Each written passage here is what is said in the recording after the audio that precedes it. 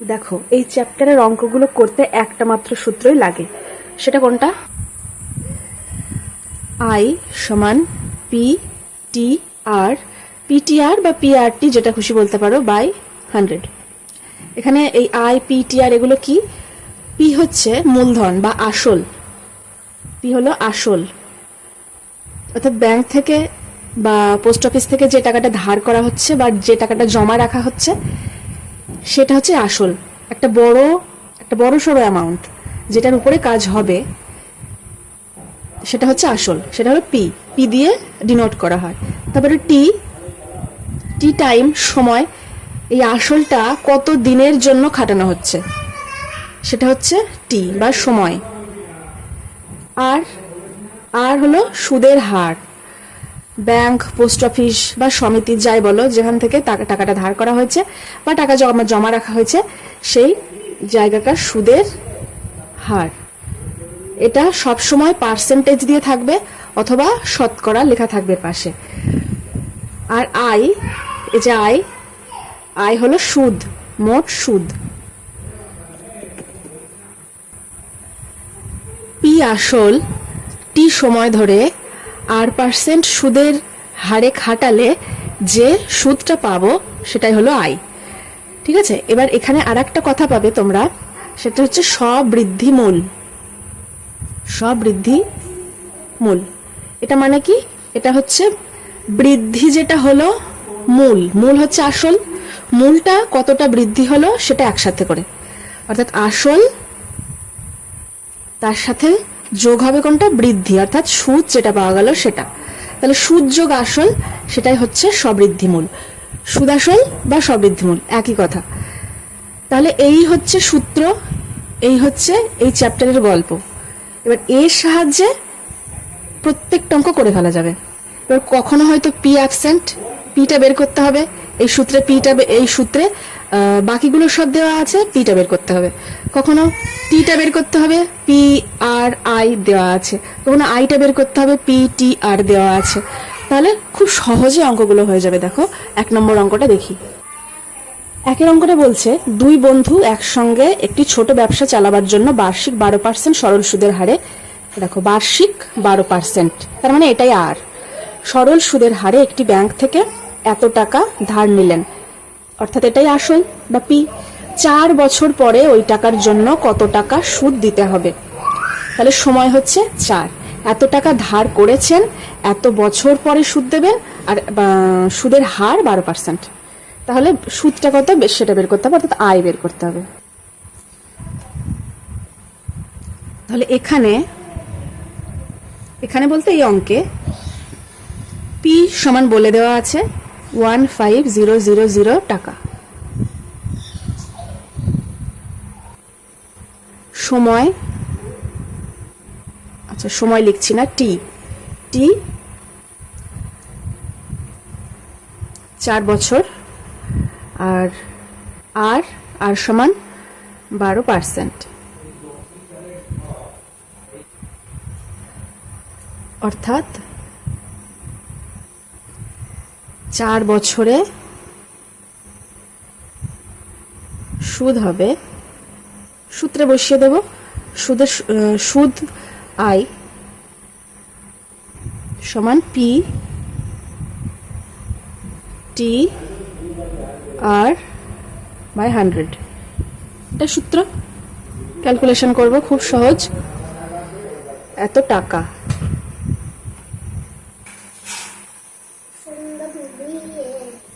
চার 48 গুণ 15, তাহলে রাফে করে দেখবো কত হবে। তোমরা করবে, দেখবে 720 পাবো। আর এখানে একটা শূন্য ছিল, সেটা দিয়ে দিলাম, এত টাকা, এটাই আনসার। 4 বছরের সুদ হবে 72,000 টাকা। নেক্সট 2 নাম্বার, 2005 সালের 1 জানুয়ারি থেকে 27 মে পর্যন্ত বার্ষিক 6% সরল সুদের হারে এত টাকার সুদ কত হবে নির্ণয় করি।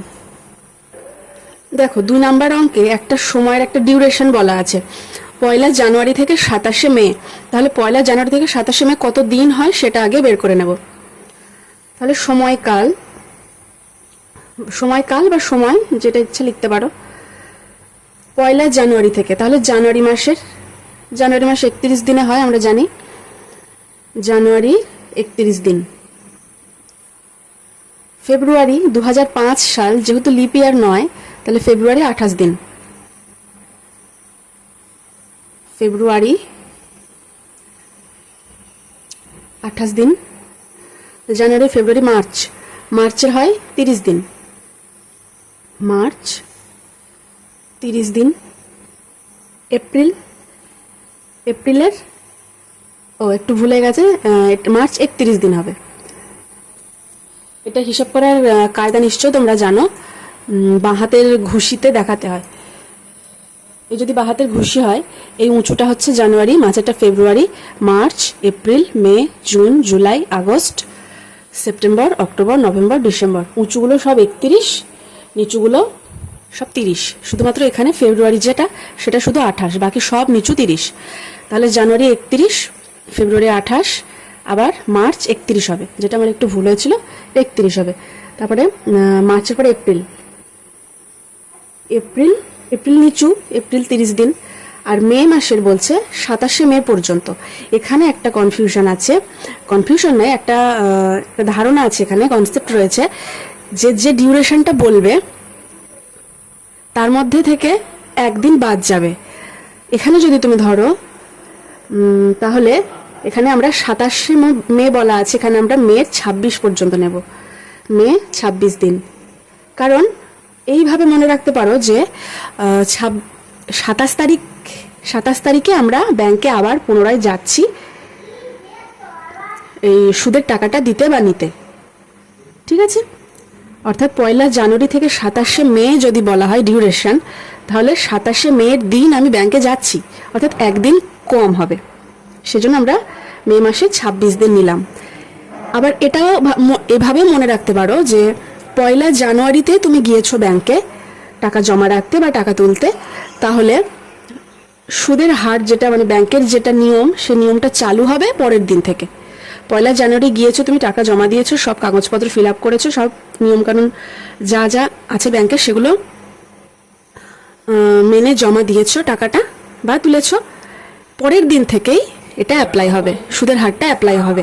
তাহলে একদিন তোমাকে কম নিতে হবে, সেটা প্রথম দিনটাও কম নিতে পারো বা শেষের দিনটাও কম নিতে পারো, মানে একটা দিন বাদ দিতে হবে।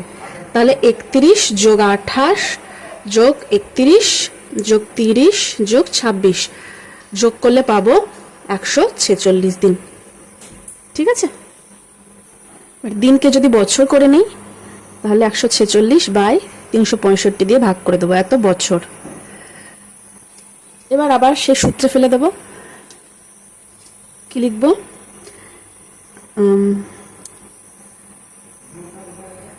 কত টাকা? 2000 টাকা। এত টাকার সুদ 2000 গুণ টাইম এটা 146/365 আর 6%, এটা এত টাকা। ক্যালকুলেশন করব, শূন্য দুটো বাদ চলে গেল। 5 দিয়ে যদি করি, 5 দিয়ে 4 5 20, 5 দিয়ে এটাকে 5 7 35, 5 1 নম্বরে 15 হবে, 5 দিয়ে 3 5 15। এই ভাগগুলো কিন্তু তোমরা অবশ্যই মুখে মুখে করবে, চেষ্টা করবে, প্রথমে হবে না তারপরে অবশ্যই হবে। এই ভাগ, এই 5 দিয়ে 365কে ভাগ যদি খাতায় টুকে করতে যাও, তাহলে কিন্তু অঙ্ক পরীক্ষায় খুবই কষ্ট হবে, টাইম ম্যানেজ করতে অনেক সমস্যা হবে তোমাদের। তাই এই ভাগ কিন্তু মুখে মুখে অবশ্যই চেষ্টা করবে, প্র্যাকটিস করবে, হয়ে যাবে। তারপর দেখো 73 দিয়ে 146 কাটা যাবে, 2 দিয়ে যদি করি 3 দুগুণে 6, 7 দুগুণে 14, তাহলে এখানে 2 হলো, তাহলে নিচে আর কিছু থাকলো না, উপরে 4 2 আর 6, তাহলে 4 দুগুণে 8, 6 8 48 টাকা। তাহলে এত টাকা সুদ, এত টাকা, এটাই আনসার। 3 নম্বর অঙ্ক বলছে বার্ষিক এত % সরল সুদে এত টাকার 1 বছর 3 মাসের সবৃদ্ধিমূল কত হবে নির্ণয় করি। দেখো একটু আগে বললাম সবৃদ্ধিমূল অর্থাৎ মূল যে টাকাটা, তার সাথে বৃদ্ধি কতটা হলো অর্থাৎ সুদ তার মানে সব একসাথে যোগ করতে হবে, আসল আর সুদ একসাথে যোগ করলে সবৃদ্ধিমূল পাবো।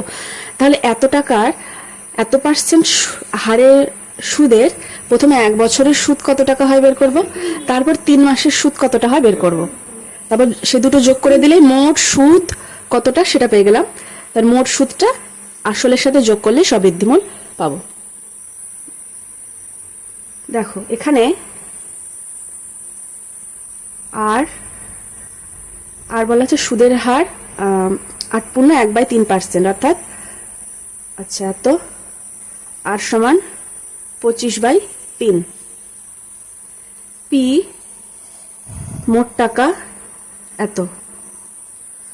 তাহলে প্রথমে 1 বছরের সুদ বের করবো। 1 বছরের সুদ, এটা 1 বছরের, তাহলে 1 × 1/100। এবার কাটাকাটি করি। 25 দিয়ে কাটলে 4 × 25 100, তারপর 25 দিয়ে এটাকে 3 দিয়ে এটাকে কাটি, 3 তিরিক্ষে 9, 3 দুগুণে 6 0। 4 দিয়ে যদি কাটি 4 8 32 0, তাহলে নিচে আর কিছু থাকলো না, উপরে শুধু 80 পড়ে থাকলো। এত টাকা, তাহলে 1 বছরের সুদ এত টাকা। এবার মাস, 3 মাসের সুদ বলেছে, তাহলে 3 মাস সমান 3/12 বছর। ঠিক আছে, তাহলে 3/12 বছরের এত বছরের সুদ হবে, সুদের হার এটা 25/3 ইন্টু 3/12, এটার সময় টি, আর 1/100। তাহলে এটা ক্যালকুলেশন করবো। 3 3 বাদ চলে যাচ্ছে, এই 0 0 বাদ, যদি 5 দিয়ে কাটি 25, 5 দিয়ে 2, তারপর 12 দিয়ে এটাকে কাটবো 8, আর এই 2 দিয়ে আবার কাটলে 4, তাহলে উপরে থাকলো 4 আর 5, আর নিচে কিছু নেই, তাহলে 4 5 20। এত টাকা। তাহলে দুটো সুদ পেলাম আমরা, একটা 1 বছরের সুদ 80 টাকা, আর এই বছর অর্থাৎ 3 মাসের সুদ এত টাকা। তাহলে মোট সুদ বের করবো।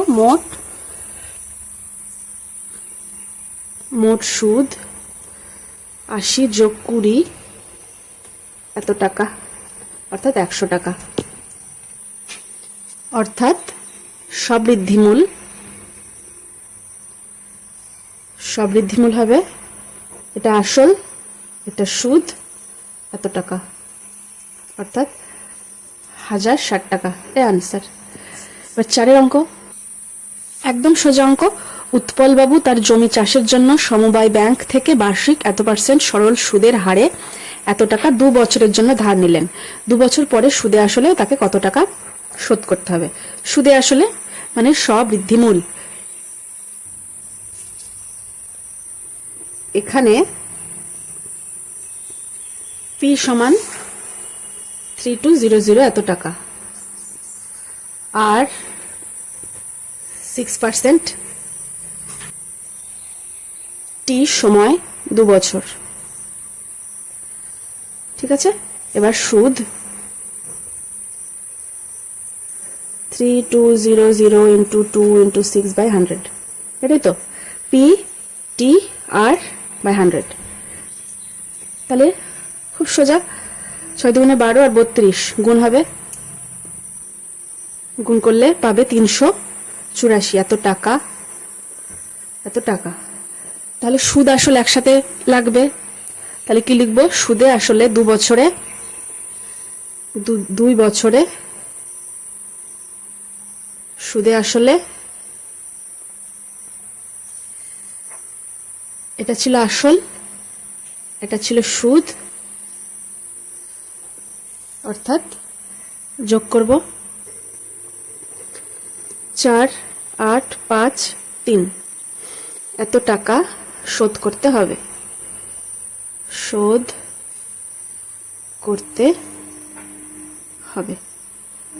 দেখো তাহলে 4 অঙ্কটা হয়ে গেল, খুব সোজা অঙ্ক। এরপর 5,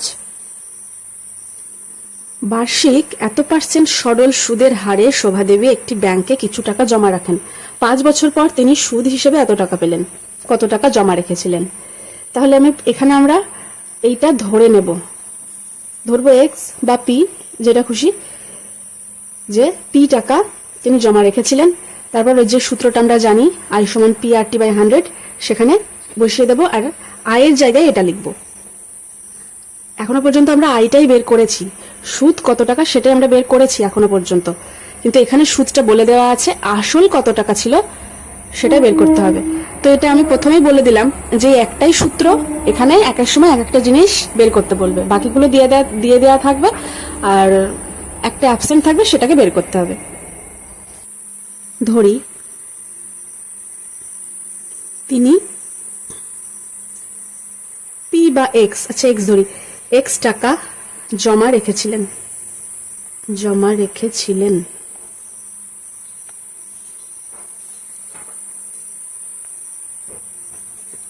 তাহলে মোট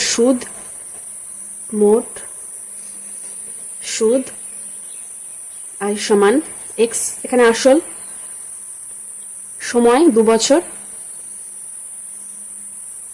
আর 5.25 বাই 100। শর্তানুসারে এইটাই বলে দেওয়া আছে, যেটা বের করলাম এটাই। তাহলে এক্স ইন্টু 2 ইন্টু 5.25 বাই 100, এটা সমান সমান 884 টাকা বলেই দেওয়া আছে অলরেডি। তারপরে ক্যালকুলেশন করব, এক্সটাকে বাঁদিকে রেখে সবাইকে ডান দিকে নিয়ে গেলাম, ইন্টু 100 বাই 2, এটা তুলে উপরে 100 করলাম, 2 দিয়ে কাটলে হবে 50, 5 দিয়ে কাটলে 10, 5 দিয়ে এটাকে কাটলে 5 একে 5, 0, 5 5 25, আবার 5 দিয়ে যাবে 2, 5 দিয়ে 5 2 10, 5 একে 5, এটাকে দেখো যাবে 4 দিয়ে করলেই হবে, 4 একে 4, 4 2 8, অর্থাৎ 4, একটা 0 ছিল, তাহলে নিচে আর কিচ্ছু থাকলো না, উপরে এখানে 2, 140, তাহলে 4 2 8, একটা দুটো তিনটে 0, এত টাকা। অতএব এক্স সমান এত, অর্থাৎ তিনি 8,000 টাকা জমা রেখেছিলেন। ঠিক আছে, আনসার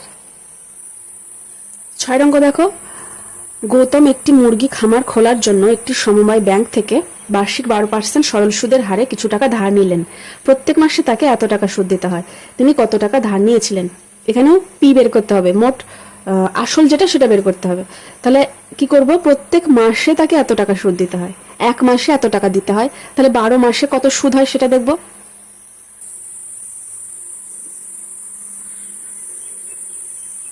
বারো মাসে মোট সুদ দিতে হয়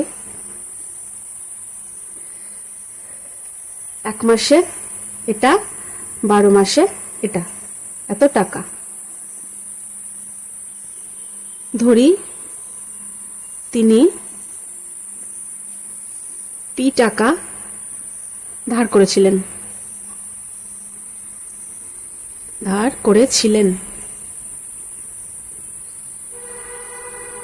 অর্থাৎ এই টাকাটা মোট সুদ, অর্থাৎ 3878 ইন্টু 12 সমান, এটা আসল, এর সাথে গুণ হবে 12%, সময় 1 বছর, 1 বছরে এটা বের করছি আমরা 100। এবার পি বের করবো, পি কে একদিকে রেখে সব সংখ্যা একদিকে নিয়ে যাই, 378 ইন্টু 12 বাই 12, আর উপরে 100 চলে যাবে, অর্থাৎ পি সমান পেলাম এত। তাহলে তিনি কত টাকা ধার করেছিলেন? তিনি এত টাকা ধার করেছিলেন। হলো 7 নম্বর অঙ্ক। 7 অঙ্কটা একদম ছোট, শুধু একটু জিনিস বুঝতে হবে। বলছে বার্ষিক 6% সরল সুদের হারে কোনো টাকা কত বছরে দ্বিগুণ হবে। দেখো, যদি টাকার পরিমাণ পি হয়, তাহলে বলছে পিটা দ্বিগুণ হয়ে যাবে। পিটা তার মানে 2p হয়ে যাবে, দ্বিগুণ হয়ে যাওয়া মানে 2p হয়ে যাবে, 2 গুণ। আসল প্রথমে ছিল পি, পরে হলো 2p, তার মানে বাড়লো কতটা? পি বাড়লো, অর্থাৎ পি পরিমাণেই সুদ হবে। আসল ছিল পি, সুদের পরিমাণও যদি পি হয় তবেই এই দুটো যোগ করে 2p পাবো। তাহলে ধরি পি টাকা টি বছরে দ্বিগুণ হবে। ঠিক আছে, অর্থাৎ কি টি বছরে সুদ হবে সে পি, অর্থাৎ আই, এটা আই সমান এখানে পি হবে, তবেই গিয়ে পিটা 2p দাঁড়াবে। এখন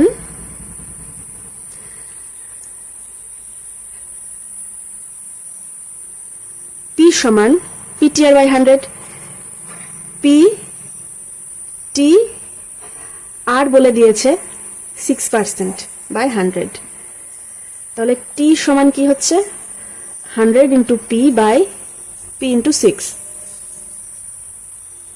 তাহলে পি বাদ যাচ্ছে, টি সমান যদি কাটি 3 আর এখানে 50, সময় দাঁড়াচ্ছে এটাই ভাগ করলে পাবো 16/2/3, এটা আনসার। তাহলে সময়কাল সময় সেটা হবে এত বছর। অতএব এত বছরে টাকা দ্বিগুণ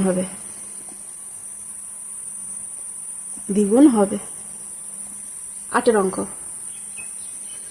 মান্নান মিয়া কিছু টাকা ধার করার 6 বছর পর দেখলেন দেয় সরল সুদের পরিমাণ আসলের এত অংশ হয়ে গেছে। বার্ষিক শতকরা সরল সুদের হার কত? অর্থাৎ আর বের করতে হবে। ধরি সুদের হার 8% ও আসল পি। ঠিক আছে, বলেছে যে সুদ যেটা পাওয়া যাবে, সুদের পরিমাণ আসলের 3/8 অংশ। তাহলে সুদ লিখব, অর্থাৎ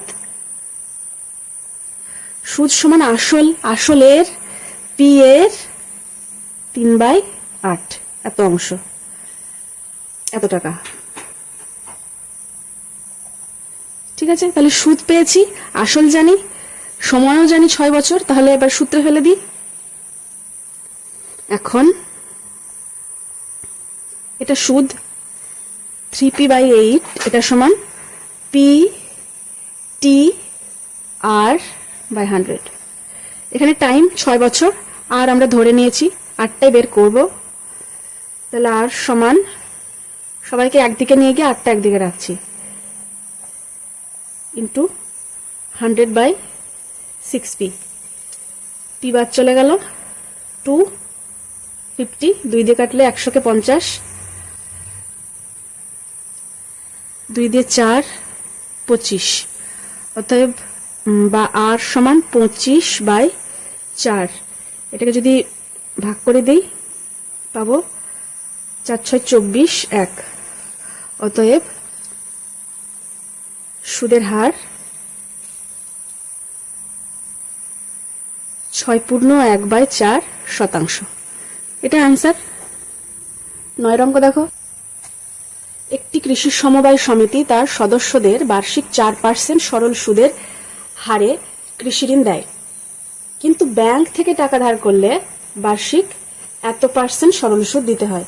একজন কৃষক যদি ব্যাংক থেকে টাকা ধার না করে সমবায় সমিতির সদস্য হয়ে সমিতি থেকে 5,000 টাকা ঋণ নেন, তবে তার সুদ বাবদ কত টাকা বাঁচবে?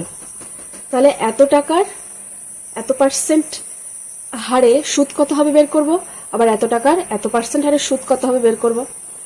তারপর এটা যেহেতু সুদের হার বেশি, এখানে সুদটাও বেশি হবে, তাহলে বিয়োগ করলেই আমরা কত টাকা বাঁচবে সেটা পেয়ে যাব। সমিতিতে সুদের হার 4%, অতএব সুদ বছরে, এক বছরে বা বছরে সুদ হবে 5,000 টাকার 4% হারে সুদ, এক বছরের এত টাকা। 4 দিয়ে কাটলে 25, 50 দিয়ে কাটলে 50, 25 দুগুণে 50, 50 হয়ে গেল, আর দুটো শূন্য থাকছে, তাহলে 200 টাকা। এত টাকা সুদ বছরে সমিতিতে যদি ধার নেওয়া হয়। এবার ব্যাংকের সুদের হার 7.4%, অতএব বছরে সুদ 5,000 টাকার এত হারে সুদ এক বছরের। এটা দশমিক তুলে নিচে 10, 1 2 3, 3টে শূন্য বাদ চলে গেল, 5 গুণ 74 করলেই পাবো এত টাকা। তাহলে দেখো, যদি সমিতি থেকে ধার নিত তাহলে এত টাকা সুদ দিতে হতো, আর যদি ব্যাংক থেকে ধার নিত তাহলে এত টাকা। তাহলে তিনি ব্যাংকে নেননি, সমিতিতে যুক্ত হয়ে ঋণ নিয়েছেন, তাহলে তার বাঁচছে কত টাকা, এইটা বিয়োগ এটা করলেই পেয়ে যাব কত টাকা বাঁচবে। অর্থাৎ বছরে তার সুদ বাবদ 370 বিয়োগ 200 এত টাকা 071 170 টাকা বাঁচবে। 10 অঙ্ক বলছে যদি এত টাকার একদিনের সুদ 5 পয়সা হয় তবে বার্ষিক সুদের সরল সুদের হার কত। দেখো এখানে এক বছরেরটা বের করতে বলেছে, কিন্তু দেওয়া আছে একদিনের সুদের হার, একদিনের সুদ 5 পয়সা বলা আছে। তাহলে একদিনটাকে আমরা আগে বছর করে নিই, যেহেতু আমাদের বছরেরটাই বের করতে হবে, বার্ষিক সুদের হার বের করতে হবে। তাহলে একদিন সমান 1/365 এত বছর, আর 5 পয়সা বলা হচ্ছে সুদ, তাহলে 5 পয়সা সমান 5/100 টাকা। ধরি সুদের হার, বার্ষিক সুদের হার আর পার্সেন্ট, অর্থাৎ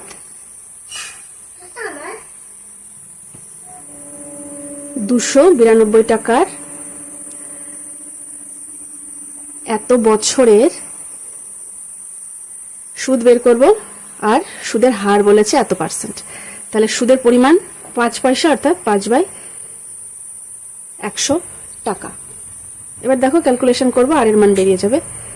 তাহলে 8টাকে একদিকে রেখে বাকি সবাইকে একদিকে নিয়ে আসি। উপরে 365 ইন্টু 100 বাই